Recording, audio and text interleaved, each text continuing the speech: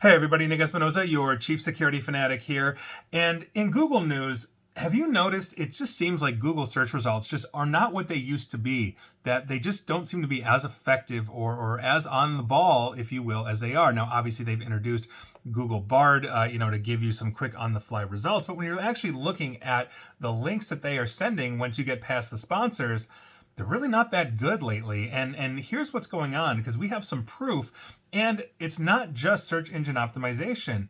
I think it's also artificial intelligence. And so for that, we're going to turn to two different articles talking about two different subjects that, quite frankly, I think overlap. And essentially, we're gonna basically bring these together. Now, for that, we're gonna start with the Register with an article by Brandon Vigliarolo, and I hope I'm pronouncing that correctly. Probably not. But here's what's going on according to Brandon. Now, a group of German researchers have concluded that search engine results really are getting worse as the internet is flooded with low-effort garbage from SEO or search engine optimization farms and affiliate link sites. Now, they made this determination after spending a year reviewing results for 7,392 product review queries on Google, Bing, and DuckDuckGo. And basically, they said this is the first systematic review, as to the question of the worsening search engine quality. And I think that is really important. So after poring over countless links for the past year, the team basically concluded that everybody complaining about Google's declining quality seems to be right.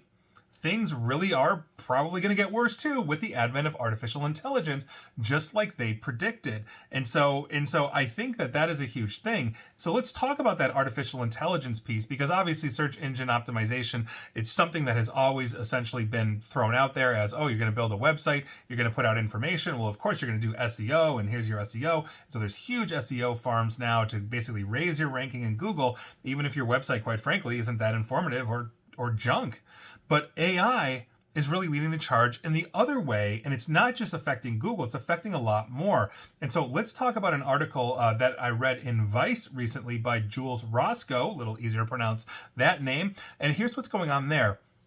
Researchers at Amazon Web Services AI Lab found over half of the sentences on the entire internet have basically been translated into 2 or more languages, but it's often with increasingly worse quality due to basically poor machine translation, which they basically said is raising quote unquote serious concerns about the training of large language models. And we'll talk about that after this as well. Now, this study basically generated a huge amount of information of the 6.38 billion sentences that they scraped from the internet. It looked for patterns of multi-way parallelism, which describes sets of sentences that are direct translations of basically one or another in 3 or more languages. Now, it found that basically most of the internet is translated as 57.1% of the sentences basically in this body of work were multi-way parallel in at least 3 languages. So almost 60% of the entire internet has been translated in at least 3 separate languages. Now, like all machine learning efforts, machine translation is impacted by human bias, and that skews towards both the spoken and written languages in the Western world and also basically the Northern Hemisphere. Now, because of this, the quality of translations varies wildly, with basically quote unquote low resource languages from places like Africa having insufficient training data to produce accurate text. High resource languages, like for example English or French, which are spoken in multiple countries around the world, tend to have an average parallelism of 4, meaning that those sentences had been translated into the equivalent of 3 other languages. So you get it into English, and then it gets translated into French, and let's say Spanish, and one other language. Now, low resource languages like those African languages, that are out there, and there are thousands of dialects in Africa, had an average parallelism of 8.6. Additionally, lower resource languages tended to have much worse translations.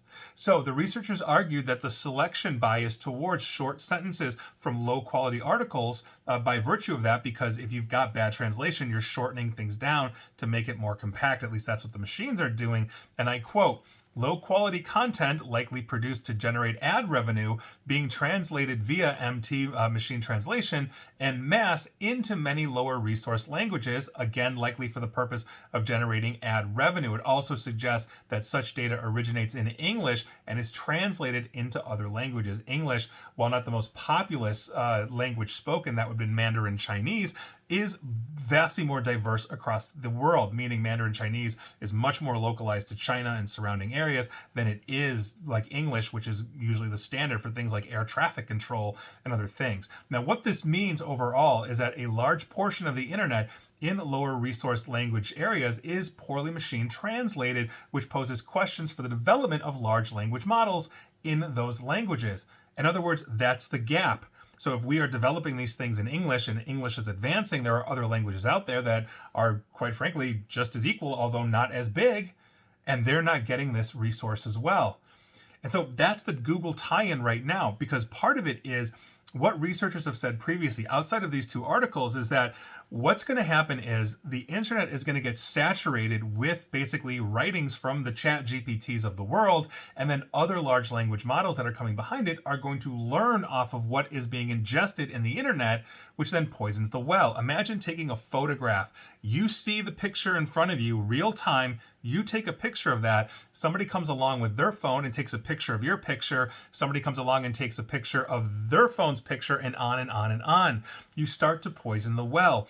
And if that's the issue, and it's getting basically ranked higher due to search engine optimization, we've got a serious problem on our hands with the quality of essentially what we are going to start seeing. And we've seen basically websites that allow writers to submit articles, text, like science fiction, for example, is a great example of this, where there are websites where you say, hey, come publish with us, submit your article, you might get published. And they saw a ton of people just submitting chat GPT based science fiction, anything to it, and they had to actually shut down the submission process. And so this is a huge problem as we are looking longitudinally towards not just training artificial intelligence, but also understanding the search results we're going to get, as well as the information delivery that we're going to get, is going to be worse. And it goes both ways. So let's say we have, something that is a resource that is, let's say, new research and development that is written in another language that is not part of that core English, French, German, Spanish, Chinese kind of thing. And now what's going to happen? The translations are going to be lost, or they're going to be missed. And that is something that obviously is a detriment to, let's say, the scientific community or the research community, or even us just learning about this to write a college paper or something like that. So this is a huge problem that we have. We are poisoning our own well, a well we've created, a well we expanded on, and a well we are attempting to copy and then try to recreate the water, understanding that the water was 4 wells ago. And so I'm wondering where this is going to go. I'd love to hear your thoughts on this, but understand, as you're searching on Google, if the results are disappointing, now you know why. And please like, share, follow me here on Facebook and Twitter at NickAESP. And please feel free to subscribe to me at YouTube as well. And as always, stay safe, stay online, and please attempt to stay private. Thanks, everybody.